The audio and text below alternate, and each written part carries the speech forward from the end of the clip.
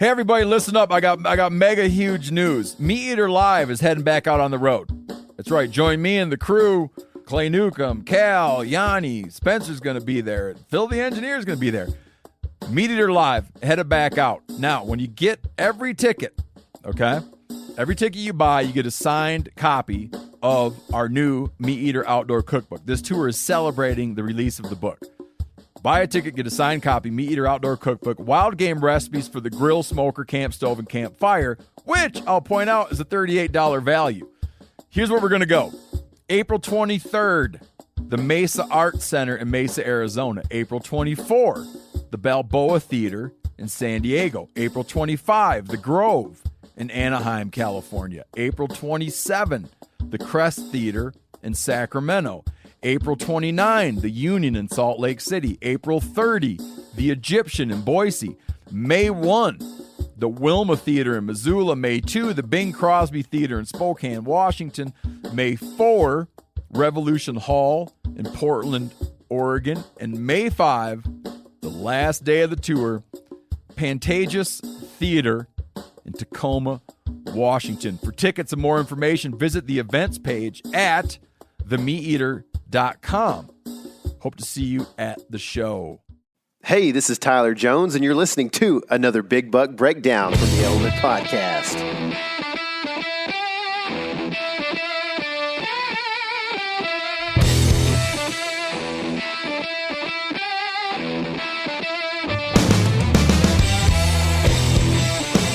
What's happening, all my woods people?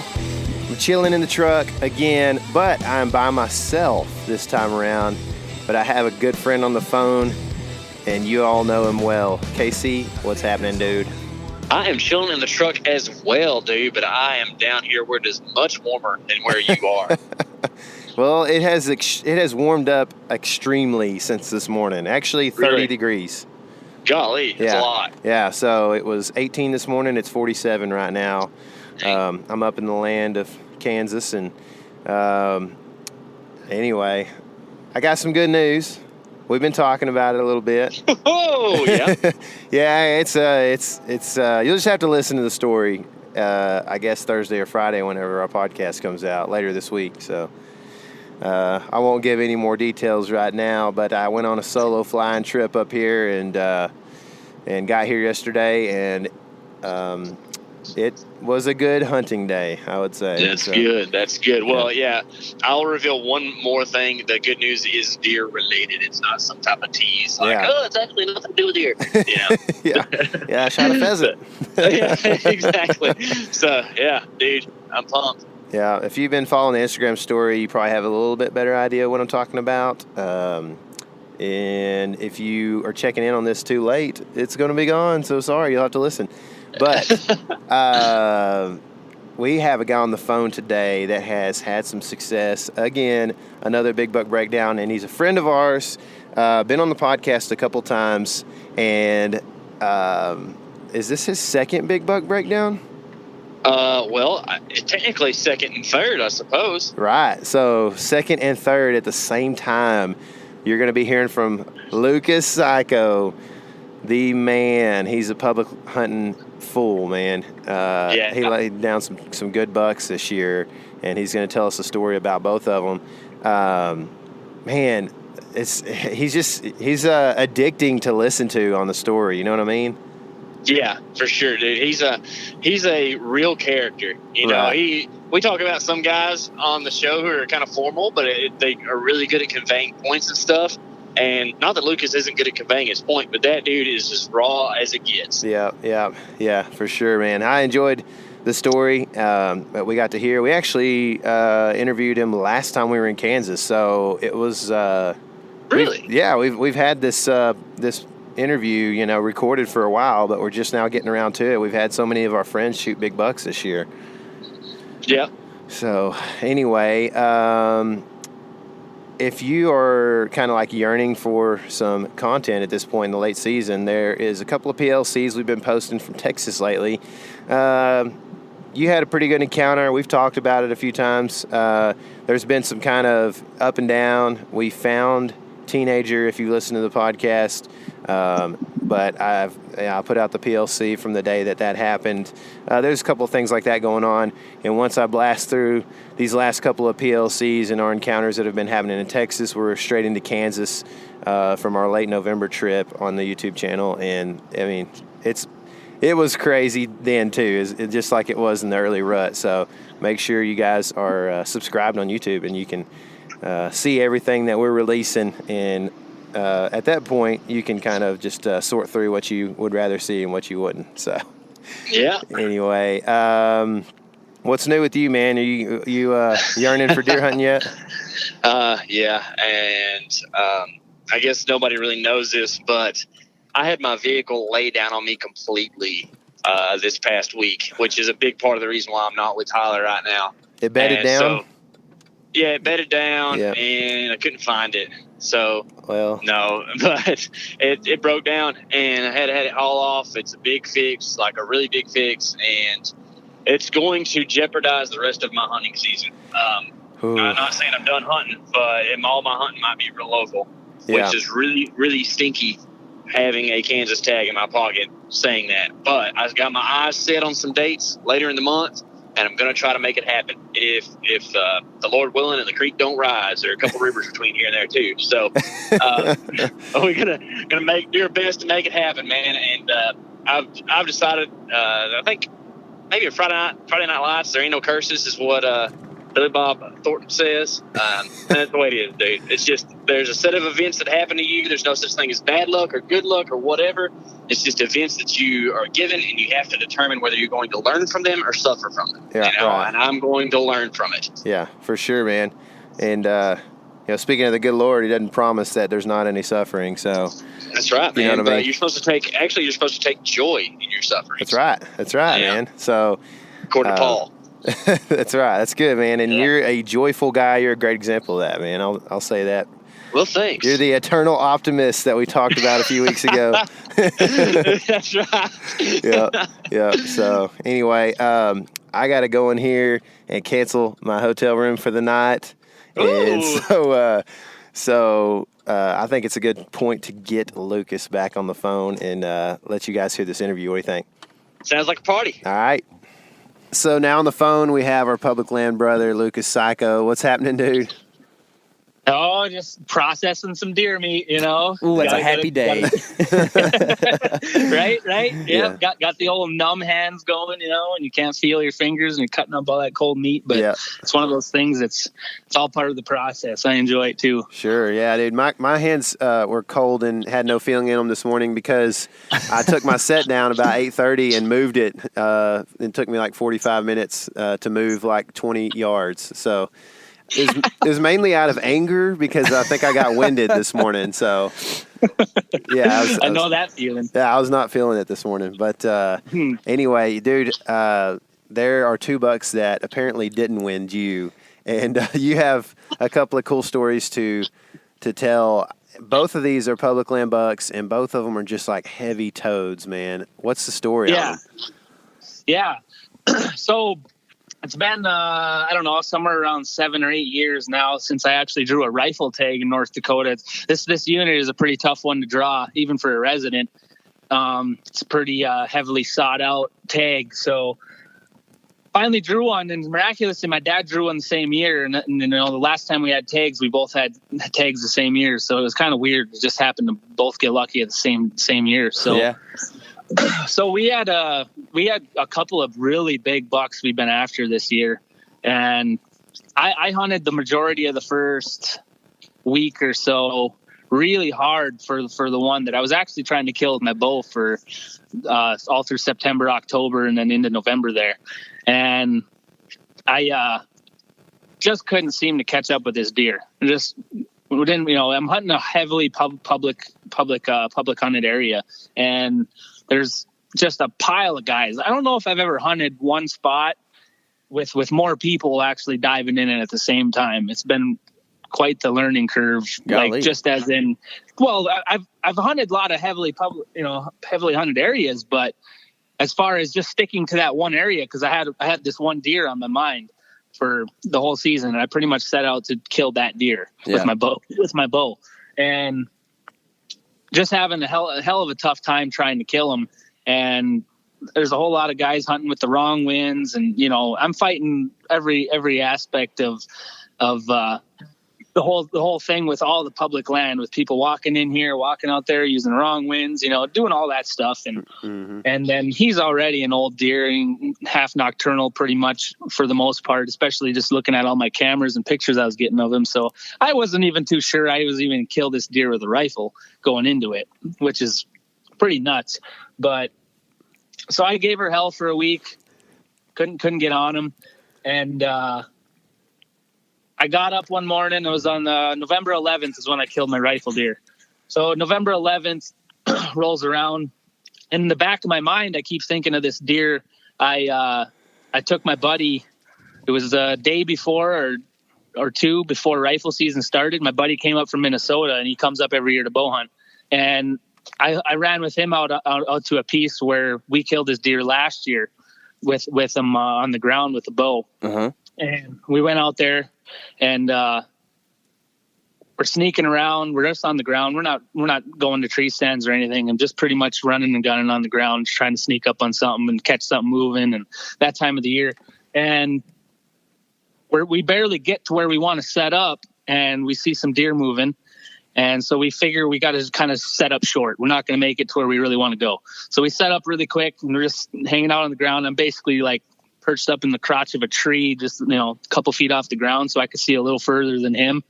And this buck comes running by, and it's just kind of like a blur. I was filming some does, and he just blurred through my screen and my camera, and I'm like, what the hell is that going on? I look up, and here's the big 8 running by, and I'm like, where's he going right now? Like, he looks like he was on a mission to go somewhere, or he was running from something. And I look at them does, and then they turn their heads and they look back to our west, and I'm like, what's going on here? And what's chasing this deer? And then here's the buck that I shot with my rifle.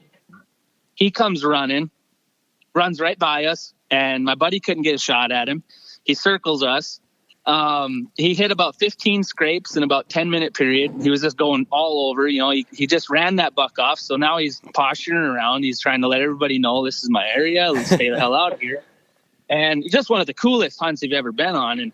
And so he starts angling kind of down to our southeast, and the wind's coming out of the northwest.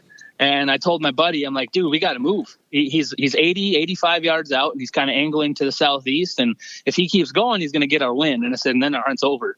So I said, we got to move. We got to stay with him. We got to parallel him so our wind stays ahead of his nose.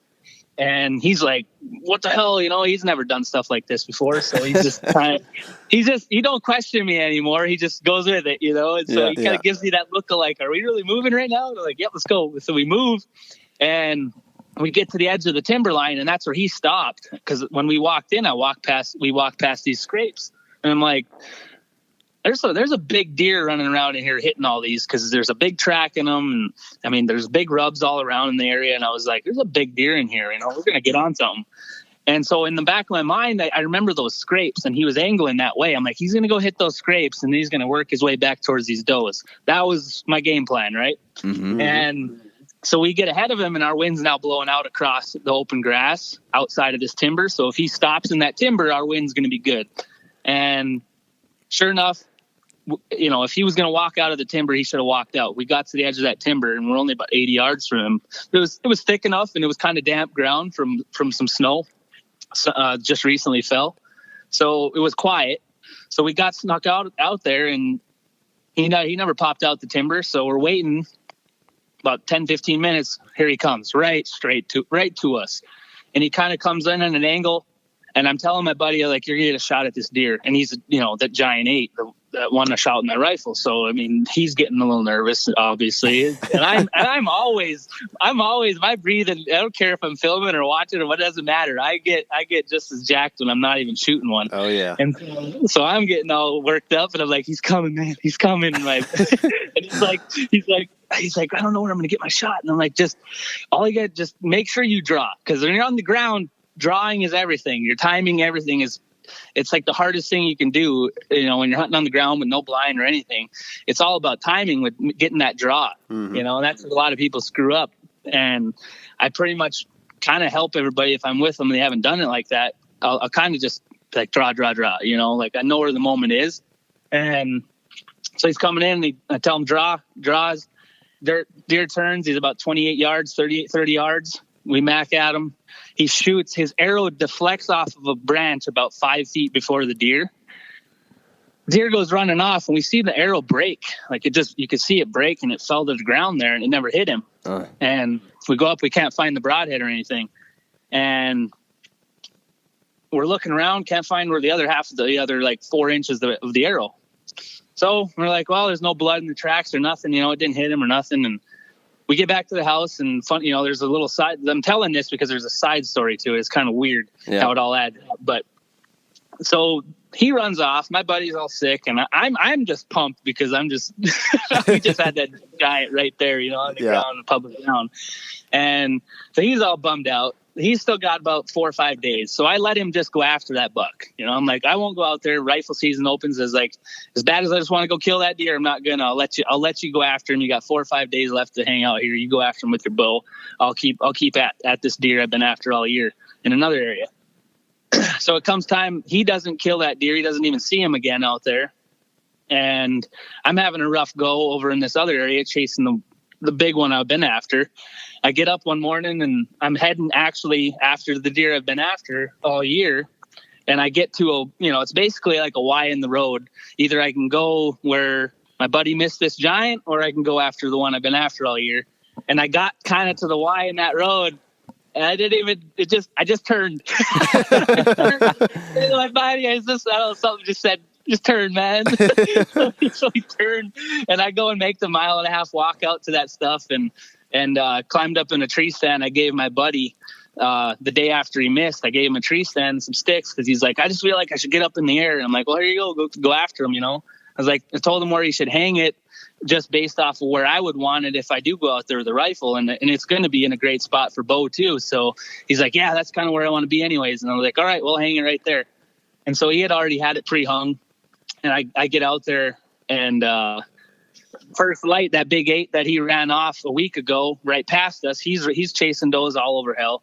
And I let him go, and it's getting, I don't know, probably 35, 40 minutes after good shooting light.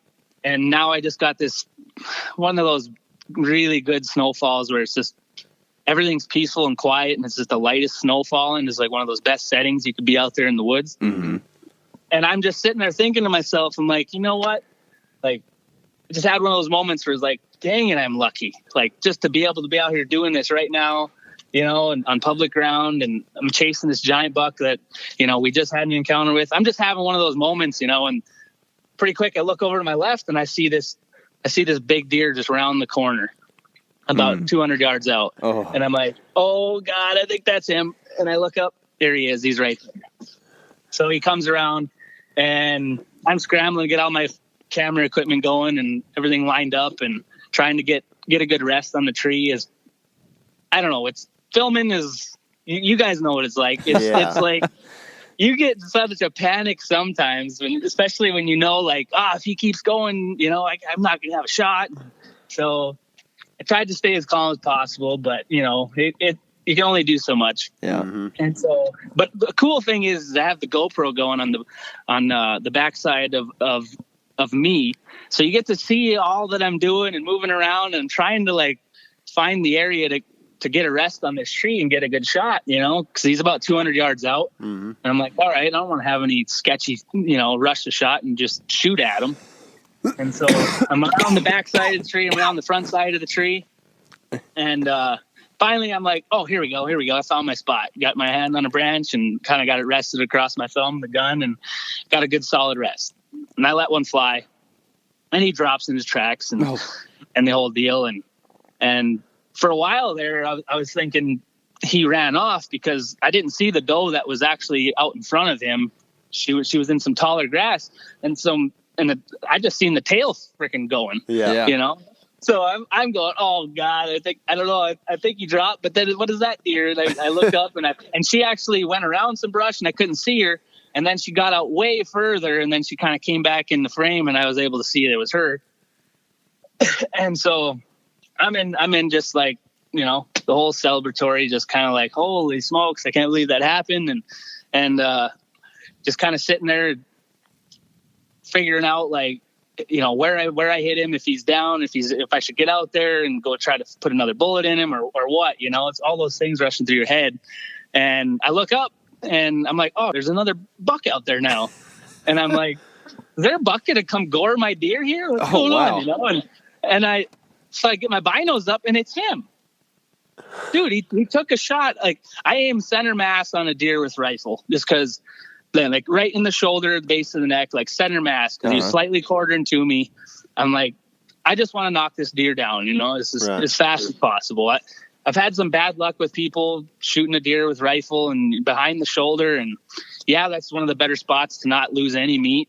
I get that point, but man, I've seen some people lose some deer because there's just little tiny bullet holes. Usually they take off running. The blood trails are, can be kind of sketchy. And so I just put center mass. Well, I hit just to the right of where I was aiming, basically, right up in the base of the neck. I don't know how the hell he was even up and moving, because I hit him with the 270, and that's a hell of a good deer gun to knock these things down, and that'll be end of story, And so he's up, and I thought it was a deer just kind of feeding around. And when I noticed it was him, I didn't really see any blood at in the moment. And so I'm like, what did I do? Shoot his antler? What the hell happened? Did he knock him out? Because it almost looked like he was just up feeding around again. Yeah. So I'm kind of in a panic, like, what the hell did I just do? And so that whole thing, watching that unfold, is quite comical, just because for myself, because I'm like, geez, look what a wreck I am. Oh my God. And so I put another bullet in him. He goes down. And, I sent one right through the goods there, the lungs and everything on that one, and knocked him down. And so that was it. And I can actually see him laying there, and he's done. So my buddy and my dad came out, and we got him drug out of there, and getting him skinned. So back to where my buddy missed him with their arrow. So I'm skinning that deer out, and I got about, down to about right behind the shoulder, about fourth rib down, and I hit something metal with my knife. Like, I'm like, what the hell was that? And it's my buddy's arrow actually broke off the branch, and that piece kept going, and it slipped into his rib cage, just on the outside of his ribs, in between his skin and his ribs, like a sliver. Wow. Just kind of like tomahawk. Yeah, it was like 3 inches of it, just like it hit and kind of like probably ricocheted a little bit, and then it went in like a sliver, like as if you have a sliver in your finger. It was wild. My buddy, because I had actually joked about it to my buddy. I'm like, man, what if you hit him? What if that piece of your arrow somehow made it in and it killed him and he's dead out there? He's like, dude, he's like, you're freaking me out now. You're freaking me out now. And I'm like, it could be, man. I was like, I know there wasn't any blood when we were out there, but I kept thinking that maybe it's in him or something, and sure enough, the damn thing just slipped right underneath his hide, and it was just crazy as hell, man. Wow, I called my buddy right when I did it, and I'm like, you won't even believe it, man. And I told him, and he was just, wow, that's crazy, man. That's crazy. Yeah, it was freaking nuts. What about the other one? So the other one was on the 17th, so 6 days later. And I've been saving one little pocket for just the perfect situation. I've basically kind of been putting pressure all around in different areas, and kind of almost setting this hunt up, the one I actually killed this deer on. And it wasn't the one I was after. I'm going to tell you right now, it wasn't. Oddly enough, right? Yeah. That's quite the consolation prize. There's just too many big deer running around out there, man. Golly. Yeah. I mean, pretty damn lucky. I mean, but so I've been just playing this, setting it up so I can go hunt this spot. And I figured with all the pressure from all these other people, and then I kind of just systematically put pressure in these other areas and trying to get away from the people. And I just knew that if I was kind of pressuring everything into this one spot, I was like, I'm going to have one killer hunt if I just wait for the perfect time. Mm-hmm. And the perfect morning rose. I snuck out there. And, well, no, it was the afternoon. The afternoon I snuck out there, and I got out there about 1 o'clock. By 2:30, and I'm just sitting on the ground. And by 2:30, the first buck comes by. And for the next 2.5 hours or so, there was 4 4 more 3.5 and 4.5-year-old bucks came by. My goodness. Really Wow. nice bucks. I mean, they were just. Well, crazy thing was none of them even appeared to be doing any rutting whatsoever. Really? And I didn't see any other, no does running through and they were trailing them. I didn't, it was nothing. It was just like, it seemed odd to me. And it still right now kind of weirds me out. I'm like, what were all these bucks doing, in this one travel corridor? And they were heading away from the ag fields and the timber. It was just a weird situation. And so those 4 bucks come by, and then pretty quick I look up and it's the deer I've been looking for and trying to kill all freaking season. It was just one of those things I've just been like, give me one shot. I've been just asking the universe, just sitting there, just give me one shot. Because and at the end of October, I had him at 20 yards. Oh, no. 15 yards and 20 yards. At the end of October, I think it was like the 26th, early in the morning, I looked at my phone when I heard him coming. And I was just checking the time, and I'm like, gosh, it's still 10 minutes before shooting light, and or legal shooting light. And well, he kind of comes in and he takes his time. And when I realized it was him, he was making a scrape, and he makes a scrape, and then he comes around, and I looked at my phone one more time. I was like 4 minutes to go, and I'm like, when we're filming, you can't screw around. Everybody's going to be looking at it, and you can't really do anything, even if it, it's a little bit sketchy, let alone. Because this is a big deer I was after. He's going to go 170, 180.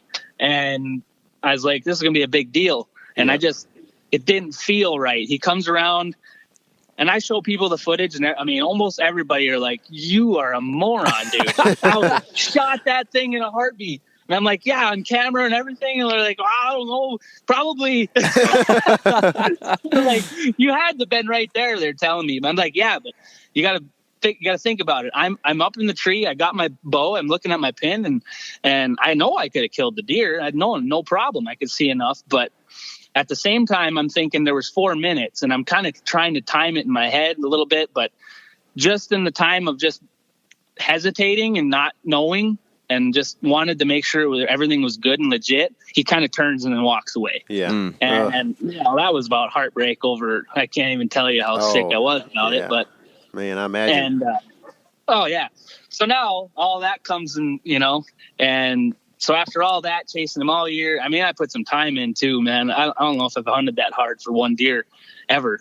And so all that kind of, culminates, I look up and here's that deer, and I'm just like, oh my God, freaking, it is perfect light. He's coming right through as like just how you could have pictured it, right? Just how you wanted it. 25 yards. He's going to come through. I'm going to stick him. He comes through, draw back, comes across, and goes right out the end of this tree that I was sitting next to. It was a fallen tree. Comes around the end of it, 25 yards, and I'm in kill mode. I'm like, this deer's toast. Like, this is money. I shoot, arrow goes right over his back. Oh, no. And I'm like, no way did I just do that. There was some curse words going because I was just full emotions at that point, Yeah. And little did I know at that time, when I shot at him, I didn't know I deflected off of a limb. Yeah. And you can see it. You can see it clear as day in the footage. Yeah. You can see it. It's sailing home, man. It's gonna crush him. And then it just hits this limb and rises up about 6.5, 7 inches. Just angles upwards, right over his back. And he kind of dropped 3 inches before my arrow hit too. So with all that combined, I was like, I don't know, a quarter width, a quarter width above him, And so he runs off. I'm pretty much, thinking about quitting hunting and all that. I'm just like, wow. I was just so mad at myself, man. I was like, you wanted that one shot, dude, and you screwed it up. Just felt sick, felt dumb, just, pretty much pouting. You know, I'm not just pouting there, feeling sorry for myself and mad. And I hear about 15, 20 minutes later, I hear something moving coming from where he ran off. And I'm like, the hell's that's a deer. It's definitely a deer walking. And so I get my bow ready and everything, and I look up. I'm thinking this is not him because he went running off snorting and all that. And I'm just like, there's no way it's him. But, in the back of your mind, you're thinking maybe it is. And I look up and I just see big buck. Like, that's another big deer.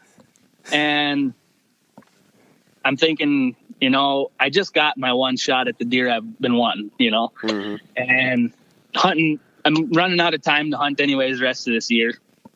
And I'm like, all right, meant to be, you know, made his mind up. Like meant to be. And this is before I seen all the junk on him. You know, I just seen a straight angle shot, and, you know, he's looking towards me, and he puts his head down and turns and comes towards me.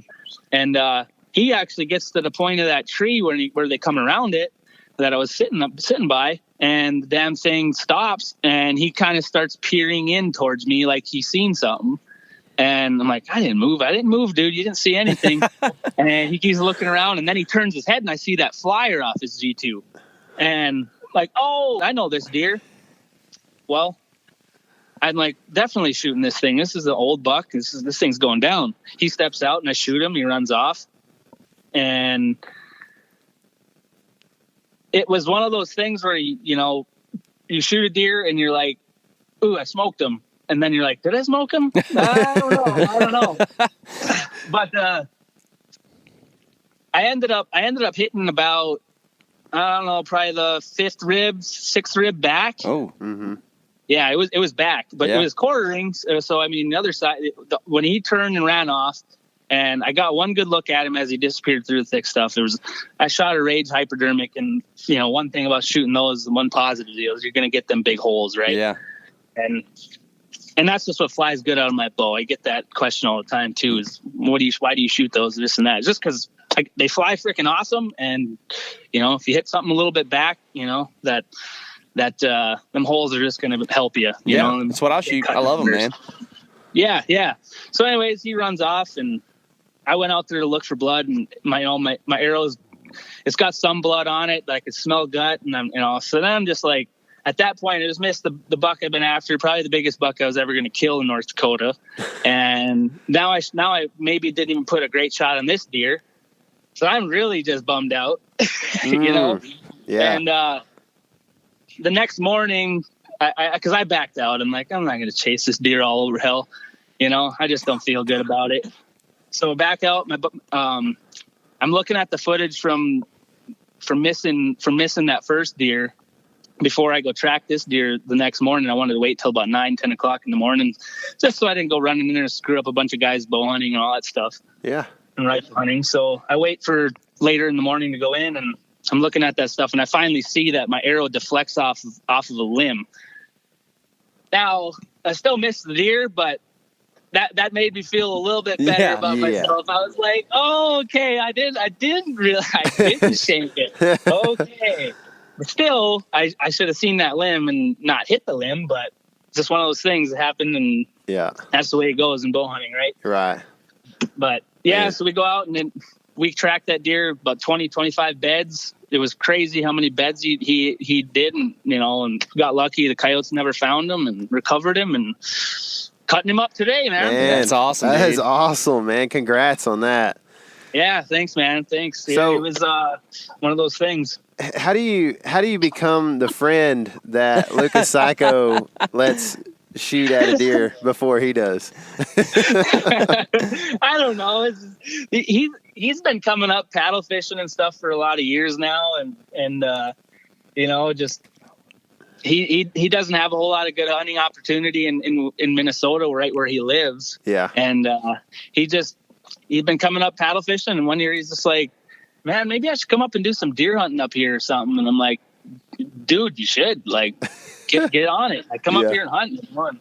He's come up for 3 years, and he would have shot an absolute giant for that limb, man. And I told him, I said, when I found that arrow at Broadhead in there, I said, well, hey, man, you know, you kind of got an assist on that one. Yeah. I just finished it for you. He's like, yeah, but that wasn't fatal. I was like, hey, you might have died from infection. That's right. Yeah, exactly. So that's cool, man. That's awesome story. A couple of stories. And You know, I might have to come up and do some paddle fishing with you sometime soon, because I actually like no deer involved at all. I would love to catch a big old paddlefish, man. Oh man, yeah, you guys. It's the first week of May. If you ever want to come up, man. Oh, heck yeah, it's wild. It's wild. That would be awesome, dude, for sure. Well, congrats on those 2 deer, man, and I'm sure we'll be keeping in touch throughout the rest of the season, man. Yeah, and you know, I had to cut out a lot of the stuff in the stories, you know, but like I said, I'm going to be sharing a lot of this stuff online, so yeah, dude, you get to see all the ins and outs of everything. So sounds good. Well, we'll be talking to you soon, dude. All right, appreciate it, guys. Yeah, see you, brother. See you, dude. Yep, see ya. Man, it's like he's a good storyteller. You know what I mean? Like, I just feel like that story could have gone on a lot longer if we'd had more time and we didn't have to go hunt deer. You know what I mean? At the time. No kidding. But that's the nature of the beast this time of year, dude. We're all flying around trying to get it done, and Lucas definitely understands that. He's that kind of guy too. But anyways, so here's a little detail for you fellas and for you fillettes, or whatever the girl version of that slang Dude, is. I like that. Fillettes. I like that a lot. Fillettes. See, that's our new word. It's like a fillets, kind of, right? That's how it's spelled, at least. Yeah. But anyways, so if you are interested in figuring out how to find all these cool places that we go hunt, not our exact places by any means, but just places that are public land or even private land, ways to get landowner names, you need an OnX membership. And we just so happen to have given away 4 of those this past week on the podcast. But you have to go tune in to this previous week's podcast, which I think is episode 96. Is that right, Tyler? I thought it was 7. 97. It's, so go listen. It's called Oh Perfect Tree, Oh Perfect Tree. That's right. Oh Perfect Tree. Go listen to Oh Perfect Tree and here's some takes on our ideas for hanging hunts or permanent stand locations and trees and how to pick those trees. And then also listen for your name, because get this, we gave away OnX memberships to 4 random folks from our Instagram following. So if you're not following us on Instagram, you need to be, because we're going to give away stuff like that from time to time, just to random fans, because we appreciate all of you. So go listen, see if one of your names was one of the names we called. We've already had some claims, but there's still some claims out there to be had. So go listen in. That's right. Man, we've got to figure out how to get our crossover from our podcast to our Instagram to be a little more accurate. You know what I mean? Yeah, I know it, dude. Yeah. So anyway, until later this week, you guys are being super teased right now, and you don't get to hear the story yet, but it will. I don't even get to hear the story yet. I've only heard parts of it. That's right. You've only heard a couple of parts. I try to keep you out of the loop, and except for the parts that I need some expertise or some help in, you know. So yeah. Anyway, expertise. That's a good joke. All right. Advice from the eternal optimist, huh? That's right. Yep. At least you can learn to be optimistic from KC. Well, that's a good place to wrap it up, I think. Guys, I hope you're getting out and still enjoying the outdoors, man. It's a beautiful day. It was very cold this morning, but we've had some great days lately when it's not raining. And, man, I'm just thankful to be alive, man. I thought that this morning when I got up and you know, was decently rested and was seeing the sunrise. Super clear bluebird day. It's just a beautiful time to be out there. And remember, this is your element. Living it.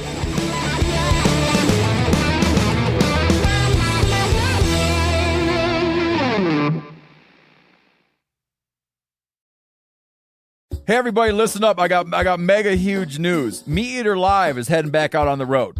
That's right. Join me and the crew. Clay Newcomb, Cal, Yanni, Spencer's going to be there. Phil the engineer is going to be there. Meat Eater Live headed back out. Now, when you get every ticket, okay, every ticket you buy, you get a signed copy of our new Meat Eater Outdoor Cookbook. This tour is celebrating the release of the book. Buy a ticket, get a signed copy, Meat Eater Outdoor Cookbook, wild game recipes for the grill, smoker, camp stove, and campfire, which I'll point out is a $38 value. Here's where we're going to go.